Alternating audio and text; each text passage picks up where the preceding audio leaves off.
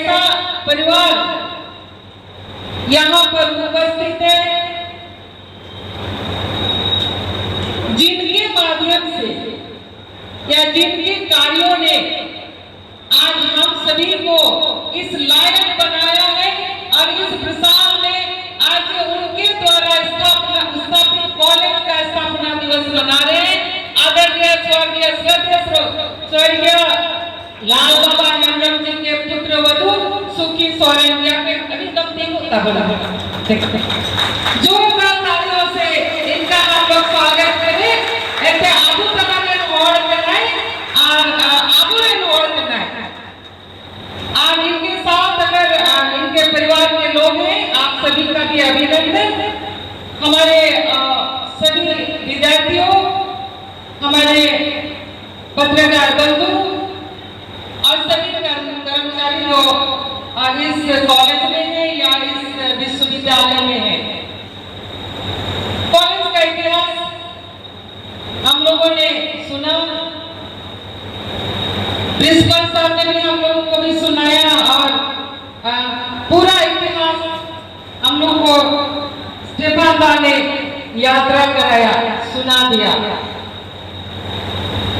हम शुरुआत के दिनों से तो बहुत कुछ कॉलेज का उम्र से चूंकि हम लोग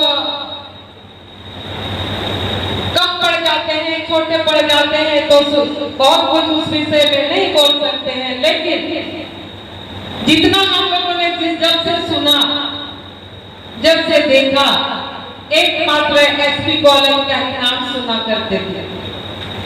हम सभी के सीनियर, हम अपने परिवार में पहला व्यक्ति है जो हम कॉलेज पढ़े, लेकिन हमारे गांव में एक भैया हुआ करते थे स्टेफन मराठी, उनका भी नाम था दादा। और वो मेरा गांव यहाँ से 12 किलोमीटर बड़तली है और उस गांव का पहला व्यक्ति जो एमए पढ़ा। तो जब हम लोग उनको देखते थे तो मन में आया था कि हम लोग भी कॉलेज पढ़े।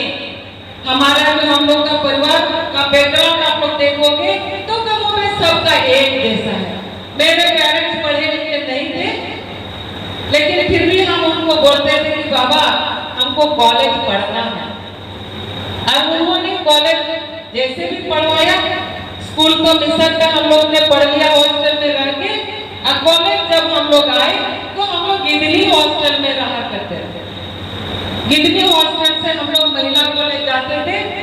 हम लोगों के समय में 3 इयर्स डिग्री कोर्स था और महिला कॉलेज में हम 2 साल पढ़े थे और ऑनर्स पेपर हम एसपी कॉलेज से पढ़े। और ऑनर्स पेपर भी क्योंकि उससे पहले मेरी शादी हो गई थी तो हो सकता है उस समय बहुत पढ़ाई ना हो पाए, तो हमने ऑनर्स किसमें लिया मालूम है? हमने संथाली में ऑनर्स लिया। और उस समय हम लोगों को पढ़ाने के लिए टीचर्स नहीं थे।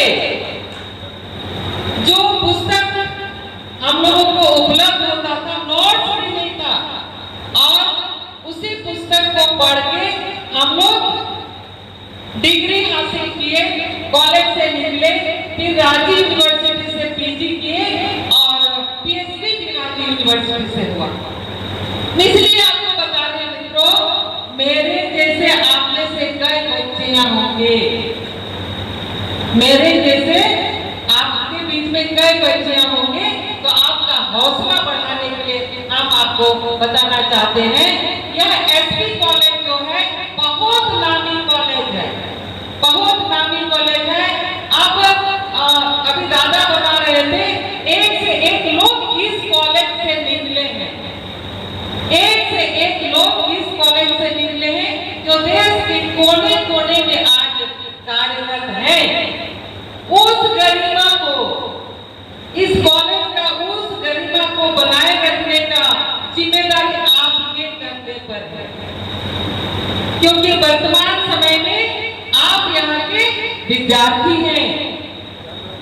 कॉलेजों में जो सब्जेक्ट, जो फैकल्टी की पढ़ाई यहाँ पर होती है, क्योंकि बहुत सारे लोगों का जो बच्चे अभी तो +2 स्कूल अलग हो गया है, आगे तो जो इंटर का एडमिशन लोग लेते हैं तो किसी को पता नहीं रहता कि हमें कौन सा सब्जेक्ट पढ़ना चाहिए, क्योंकि वो गांव से आते हैं। उनके करियर के लिए कौन सा सब्जेक्ट अच्छा होगा या किस सब्जेक्ट में वो रुचि रखते हैं वो भी किसी को नहीं, उनका पेरेंट्स को नहीं पता। इसलिए कभी कभी जब हम कॉलेज में प्रोफेसर वगैरह से, डीसी वगैरह से मिलते हैं तो कभी कभी हम बोलते हैं उन लोगों को, जब एडमिशन वगैरह होता हो तो एक काउंसलिंग सेंटर भी रखना चाहिए कि हमारे बच्चों को लोग बता सके ये सब्जेक्ट के पढ़ने से आप इस लाइन में जाओगे और इस सब्जेक्ट के पढ़ने से इस लाइन में जाओगे।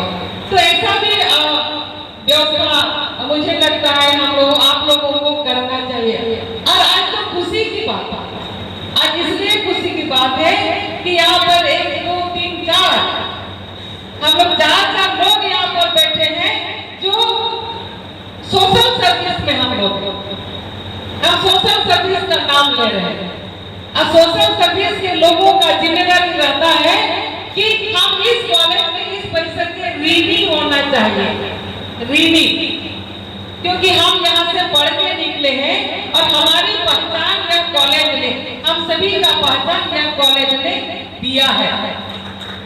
तो हम यह करना चाहते हैं कि हमारे बच्चे, संथाल परगना के बच्चे अन्य राज्यों में, अन्य स्टेट में कई कोर्स के लिए लोग जाते हैं, कई कोर्स पढ़ने के लिए लोग जाते हैं। क्योंकि आज हम लोग स्थापना दिवस के अवसर पर यहाँ पर आए हैं और हम सभी के अध्यक्ष विधानसभा यहाँ पर उपस्थित हैं, हमारे सीनियर विधायक जी हैं, स्टेफाना है, दीप जी हैं, हम हैं। हम यह जानना चाहते हैं कि आप लोग प्रिंसिपल सर आप यहाँ हैं कि आपका कौन सा ऐसा जो नई शिक्षा नीति के हिसाब से अगर हम बात करें तो नई शिक्षा नीति के हिसाब से हम लोग आपका कॉलेज कहाँ फिट बैठता है, नहीं बैठता है, या कौन सा नॉर्म्स पूरा हो पा रहा है, नहीं हो पा रहा है, कौन सा सब्जेक्ट हम पढ़ा पा रहे हैं, नहीं पढ़ा पा रहे हैं, हम लोगों के माध्यम से या हम लोगों के पास अगर आता है तो हम लोग भी आपके सहयोग में खड़े हैं अध्यक्ष जी।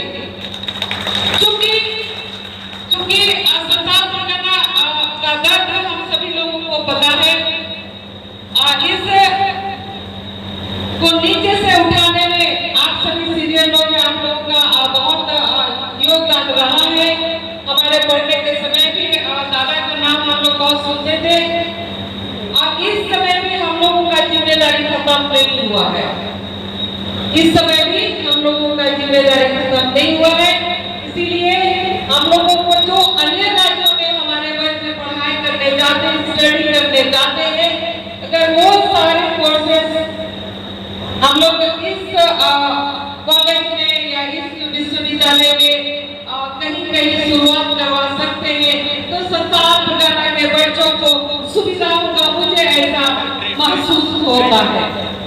और संथाल परगना महाविद्यालय नाम से लग रहा है कि संथाल परगना जिस क्षेत्र में जनजातियों की बाहुल्यता है, उकारिलो अबूरे आदिवासी बुझाकू बाहुल्यता बिना से लिखा थे गिनती थे अबूर जैसे क्या है थे वीर गुरु थे वो आपको पेरे करना गड़ा कहाँ थे वो पेरे करना अनुवादिया बोझ थे तो अबू दिमुन बढ़ाया से जो तो गुजरो करे इतना हम यह कहना चाह रहे हैं संथाल परगना जो नाम से ही लग रहा है कि ये जनजातीय बाहुल एरिया, जो संथाल शब्द है वो जनजातियों का है, संथाल जाति का वो प्रतीक है। तो इसीलिए सुनने से ही लगता है कि यह निश्चित रूप से आदिवासी बाहुल क्षेत्र है। हम बच्चों से एक आग्रह करना चाहते हैं, हमारा संथाल परगना सारे चीजों से हम परिपूर्ण है, यह कौन बताएगा, यह कौन बताएगा, यह हम सभी को, आप सभी को ही बताना होगा। इसीलिए हर सब्जेक्ट पर आप लोगों को पढ़ना चाहिए, हर सब्जेक्ट पर आपको पढ़ना चाहिए। आपको प्रोफेसर बनना चाहिए, डॉक्टर बनना चाहिए, इंजीनियर बनना चाहिए, वकालती करना चाहिए, लॉयर बनना चाहिए, टीचर बनना चाहिए, सब कुछ बनना चाहिए। लेकिन अभी एक क्या नाम है, अभी वो छोटा सा बच्चा यूट्यूबर अभी तो इधर आया था, अर्नेस्ट। कभी कभी बच्चा लोग इंटरव्यू के लिए आता है तो उसमें से जनजाति बच्चा लोग, आदिवासी बच्चा लोग भी हम लोग के पास आते हैं। मुझे बहुत अच्छा लगता है, मुझे बहुत अच्छा लगता है कि हमारे बच्चे भी इस लाइन में थोड़ा थोड़ा कदम रखे हैं। हम इसलिए यह बात बोल रहे हैं कि आपको इस क्षेत्र में भी, पत्रकारिता क्षेत्र में भी आगे बढ़ना है, क्योंकि संथाल परगना का खूबसूरती, आपका कॉलेज का विशेषता, इस क्षेत्र का विशेषता, जब आप यहाँ से निकलते हैं या आपका एरिया क्षेत्र है तो आप जितना अच्छा से बता सकते हैं, समझ सकते हैं, वो दूसरा कोई नहीं कर सकता। तो इसीलिए बच्चों, आज हम आपको मेरे तरफ से हम यही संदेश देते हैं कि कोई भी सेक्टर अछूता नहीं रहना चाहिए, कोई भी क्षेत्र अछूता नहीं रहना चाहिए। सब सेक्टर में आप लोग प्रवेश करिए और सरकार आपको मदद कर रही है, सरकार आपको मदद कर रही है। हम सभी लोगों के माननीय मुख्यमंत्री हेमंत सोरेन जी हर एक लोगों के लिए, हर एक सेक्टर के लिए, महिला बालिका शिक्षा के लिए बहुत कोशिश कर रहे हैं या बहुत प्रावधान किए हुए हैं, सिर्फ आपको उसका लाभ लेने का है। तो बहुत ज्यादा नहीं कहते हुए मेरे बच्चे, आज इस कॉलेज परिसर में सभी शिक्षकों को बधाई और शुभकामना देते हुए और इस कॉलेज से पढ़ के निकलने वाले सभी विद्यार्थियों के हम उज्जवल भविष्य की कामना करते हैं।